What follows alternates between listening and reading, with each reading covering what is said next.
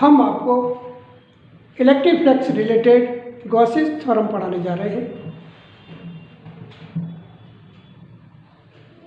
यह हमारे पास hollow spherical surface है। इसका centre O, radius small r है। इसके सेंटर पर +q इलेक्ट्रिक चार्ज रख दिया गया है।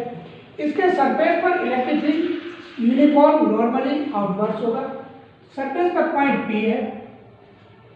P पॉइंट पर intensity E vector normally outwards, distance O to P will be small r.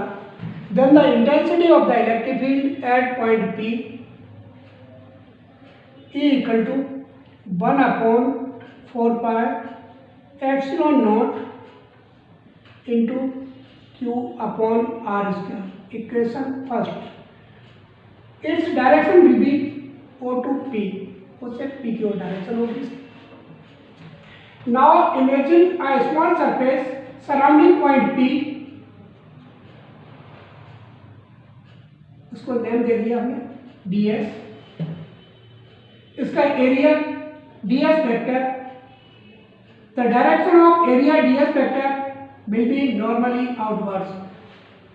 The angle between E vector and ds vector will be 0 degree. That is theta equal to 0 degree. The electric flux passing through small surface d phi E equal to E ds cos theta. d phi E equal to E की value put कर दो 1 upon 4 pi epsilon not into Q upon R square ds into cos theta की value 0 degree.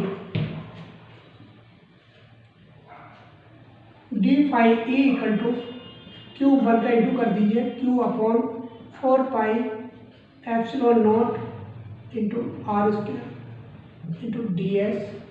Cos 0 degree की value 1 होती है। Equation second यहाँ लिख देते हैं since cos 0 degree equal to 1। Now the net electric flux passing through all fluid surface phi E equal to linear integration for whole surface Q upon 4 pi epsilon naught R square into ds। s के respect में integration हो रहा है, other quantities constant होगी। phi E equal to Q upon 4 pi epsilon naught R square linear integration for whole surface ds। The total surface area of a sphere is 4 pi R square। तो linear integration as ds पर आ जाएगा 4 pi R square। phi E equal to Q upon 4 pi epsilon naught R square into इसकी value होगी 4 पाई R square. R square से R square cancel कर दो, 4 पाई से 4 pi cancel कर दो।